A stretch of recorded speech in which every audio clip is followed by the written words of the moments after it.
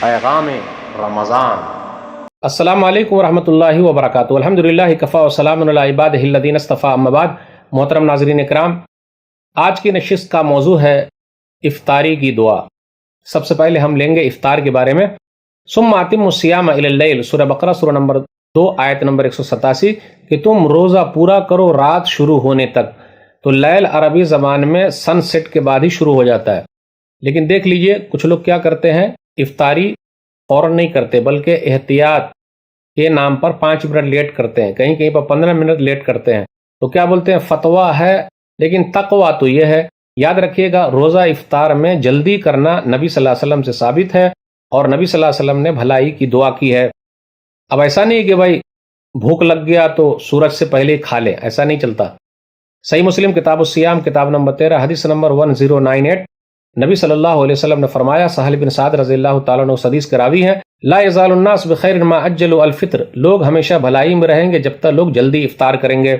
ام المومنین عائشہ رضی اللہ تعالیٰ عنہ سے پوچھا گیا، صحیح مسلم کتاب الصیام کتاب نمبر 13 حدیث نمبر 1099، ابو عطیہ بیان کرتے ہیں کہ مسروق اور میں عائشہ رضی اللہ تعالیٰ عنہ ام المومنین کی خدمت میں حاضر ہوئے اور کہا، یا ام المومنین، رجلان من اصحاب محمد صلی اللہ علیہ وسلم، احدهما يعجل الافطار ويعجل الصلاة والآخر يؤخر الافطار ويؤخر الصلاة، کہ نبی صلی اللہ علیہ وسلم کے صحابہ میں سے جو جلدی افطار کرتے ہیں اور جلدی نماز پڑھتے ہیں، پھر اسی طریقے سے دوسرے جو جلدی افطار نہیں کرتے اور جلدی نماز کا اہتمام نہیں کرتے، کون بہتر ہے؟ ایہما الذی یعجل الافطار ویعجل الصلاة، تو کہا وہ بہتر ہے جو جلدی افطار کرتے اور جلدی نماز کا اہتمام کرتے ہیں۔ بسم اللہ کہہ کر افطاری شروع کریں، اور یاد رکھیے گا تازہ کھجور ہو، چھہارا ہو، اس سے روزہ افطار شروع کریں۔ اگر تازہ کھجور نہ ملے، چھہارا نہ ملے، تو پانی سے روزہ افطار کریں۔ نمک سے روزہ افطار کرنا نبی صلی اللہ علیہ وسلم سے ثابت نہیں ہے۔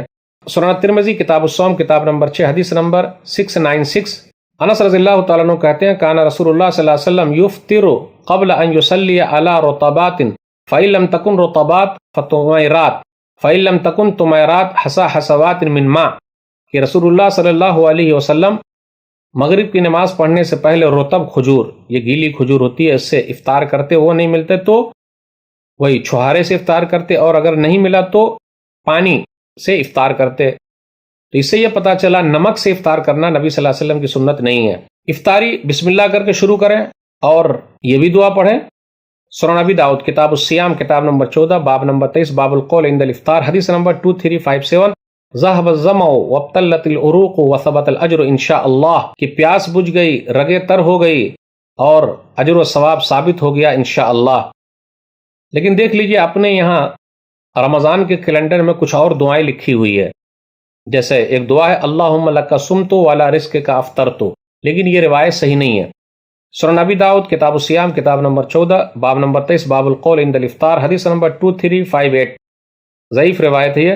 معاذ بن زہرہ بیان کرتے ہیں کہ نبی صلی اللہ علیہ وسلم جب افطار کرتے تو کہتے اللہم لک صمت وعلی رزقک افطرت، لیکن یاد رکھیے گا معاذ بن زہرہ من الثالثہ، تیسرے طبقات میں سے ہے۔ تقریب التہذیب جلد نمبر 2 صفحہ نمبر 192 میں ترجمہ نمبر 6754 میں لکھا ہوا ہے، مقبول من الثالثہ ارسل حدیثاً، تو وہ مرسل روایت بیان کرتے ہیں، فوہم من ذکرہ فی الصحابہ، تو لوگوں کو وہم ہو گیا ہے، یہ جو ذکر کیا ہے ان کو صحابہ میں سے، وہ صحابہ میں سے نہیں ہے۔ ایک دعا اور بھی وہ چلتی ہے، اللہم لک صمت وبک آمنت وعلیک توکلت وعلی رزقک افطرت فتقبل منی، یہ دعا تو کہیں ملی ہی نہیں، لیکن ہمارے رمضان کے کیلنڈر میں موجود ہے۔ تو میرے بھائیو، لڑائی جھگڑا بالکل نہیں کرنا ہے، ایک دوسرے کے خلاف ویڈیو نہیں بنانی ہے، کچھ نہیں کرنا ہے۔ نبی صلی اللہ علیہ وسلم سے جو چیز ثابت ہے اس کو لے لیا جائے۔ روزہ دار کو اگر افطاری کرائیں گے تو اس کا بھی بہت ثواب ہے۔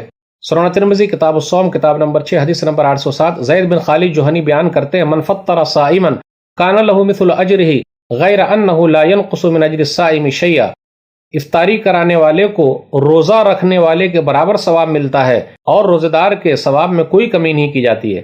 تو افطاری لوگوں کو کرائیے، غریبوں کے یہاں بھیجیے، یہ بہتر ہے۔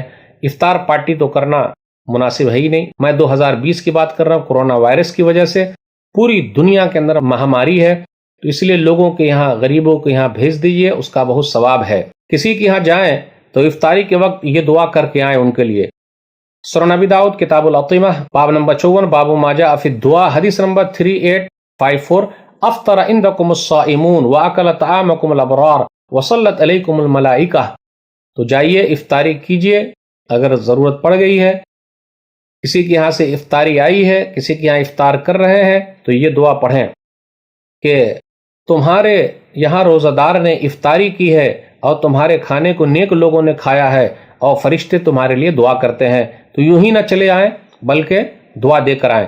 اور یاد رکھیے گا افطاری کے وقت جو دعا مانگیں گے اللہ تعالیٰ دعا کو قبول کرتے ہیں، تو افطاری کے وقت دعا کا اہتمام کریں۔ اکثر کیا ہوتا ہے، دعا تو کرتے ہیں لیکن کھانے پینے کا آئٹم کی طرف دماغ بھی چلا جاتا ہے کہ بھئی اب میں اتنا کھا جاؤں گا، اتنا پی جاؤں گا، لیکن جب افطاری ہو جاتی ہے تو سب ختم ہو جاتا ہے۔ صحیح ابن حبان کتاب الصوم کتاب نمبر 12 حدیث نمبر 3428 ابو ہریرہ رضی اللہ تعالیٰ عنہ بیان فرماتے ہیں، نبی صلی اللہ علیہ وسلم نے فرمایا ثلاثۃ لا ترد دعوتهم الصائم حتی یفطر، 3 آدمی کی دعا قبول ہوتی ہے، رد نہیں ہوتی۔ ایک تو روزے دار جب تک افطار نہ کر لے، اس کا مطلب یہ ہے کہ افطار جب تک نہ کر لے اس وقت اگر دعا کرتا رہے تو اللہ قبول کرتے ہیں۔ دوسرا کون ہے؟ والامام العادل، انصاف کرنے والا امام۔ تیسرا کون آدمی ہے؟ ودعوت المظلوم، مظلوم کی دعا۔ اگر مظلوم کسی کے خلاف بد دعا کر دے تو اس کی بد دعا قبول ہو جائے گی، اس کی دعا قبول ہو جائے گی۔ یہ چند باتیں تھی افطاری اور افطار کی دعا کے تعلق سے۔ اللہ تعالیٰ سے دعا ہے اللہ تعالیٰ ہم لوگوں کو سنت کے مطابق افطاری کرنے کی توفیق دے، آمین۔ والسلام علیکم ورحمۃ اللہ وبرکاتہ۔